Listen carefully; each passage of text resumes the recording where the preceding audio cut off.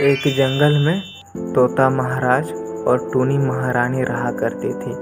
उस जंगल में बाकी सारे पंछियां अपने महाराज से बहुत खुश रहा करती थी, क्योंकि वे किन्हीं के साथ भी नाइंसाफ़ी नहीं करते थे, सबके हित में काम करते थे।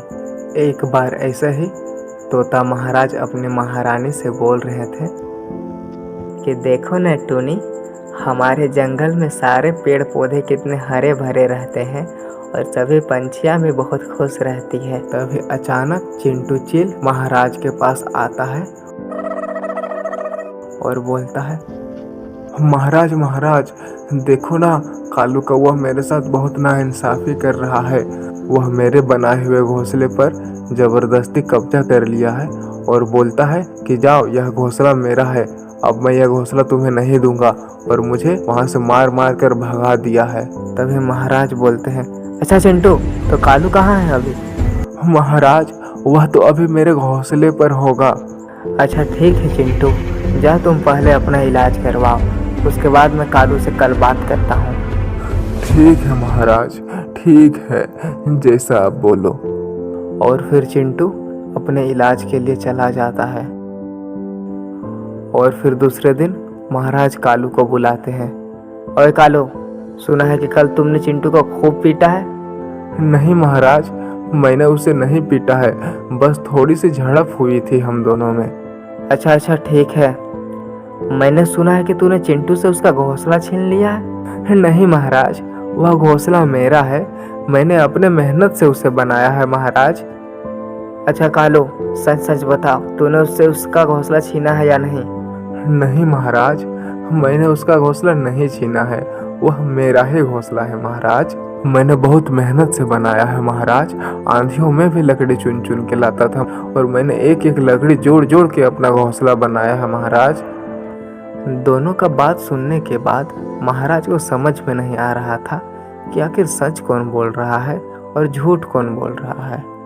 और फिर महाराज ने चिंटू चील को भी बुलाया और पूछा, ऐ चिंटू, यह बोल रहा है कि यह घोंसला इसका है, तो फिर तुम कैसे बोल रहे हो कि इसने तुम्हारा घोंसला चुराया है?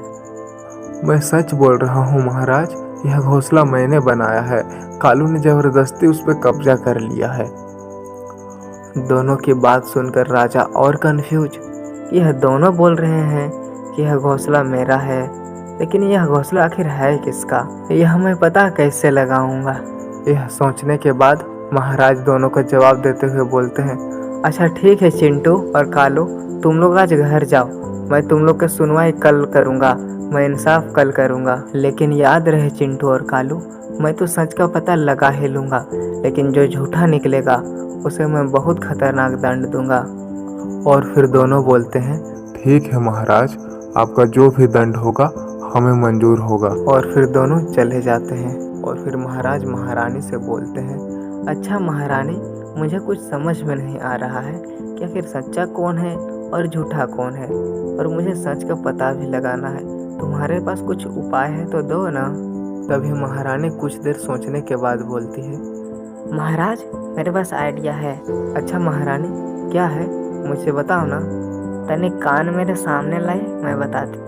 और फिर अगले दिन महाराज दोनों को बुलाते हैं। अच्छा चिंटू और कालू, यह लो डंडे, और यह जादुई डंडे हैं, और जो भी झूठ बोल रहा होगा उसके डंडे ऊपर से एक बित्ता बड़े हो जाएंगे, और फिर इन डंडों को मैं कल फिर से देखूंगा। ठीक है महाराज, जैसे आप बोलो।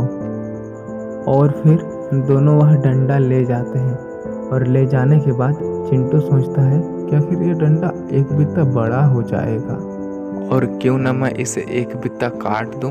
और फिर चिंटू उस डंडे को एक बित्ता काट देता है। और फिर जब सुबह होती है तब दोनों डंडे लेके महाराज के पास जाते हैं। और फिर महाराज देखते हैं कि चिंटू का डंडा एक बित्ता छोटा है, और फिर वह समझ जाते हैं कि चिंटू ही झूठ बोल रहा है, और चिंटू की चोरी पकड़ी जाती है। और फिर महाराज चिंटू को बोलते हैं, अरे मूर्ख चिंटू, यह कोई जादुई डंडा नहीं है, यह एक साधारण डंडा है, और तूने इस डंडे को एक बित्ता काट के यह साबित कर दिया कि झूठ तू ही बोल रहा है। और फिर महाराज फैसला सुनाते हैं कि चिंटू ही दोषी है और इसने टूनी को बहुत रुलाया है और इसके लिए इसकी यही सज़ा है कि यह इस जंगल को छोड़ दे और जाके किसी दूसरी जंगल में रहे। इस प्रकार महाराज ने बहुत ही चतुराई से झूठ का पता लगाया और फिर न्याय किया।